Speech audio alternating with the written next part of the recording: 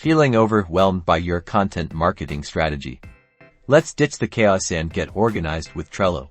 In this quick tutorial, I'll show you how to use Trello to plan, organize, and execute your content marketing strategy, step by step. First, create a new Trello board and name it Content Marketing Strategy. Now, let's add some lists to represent the stages of your content creation process. Common lists include topic: brainstorming, in progress, review, scheduled, and published. Under topic brainstorming, create cards for potential content ideas. Be specific.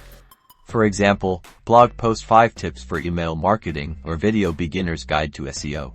Now, let's say you've chosen the blog post 5 tips for email marketing idea. Drag it to the in progress list, open the card, and add a detailed description of the blog post, outline, keyword research, and target audience. Utilize checklists within the card to break down the project into smaller, manageable tasks. Use the due date feature to set deadlines for each task and the overall blog post. Assign team members to specific tasks using the members feature. This ensures accountability and keeps everyone on the same page. Once a team member completes their assigned task, they can move the card to the review list. After the review is complete and approved, move it to the scheduled list and add the publishing date.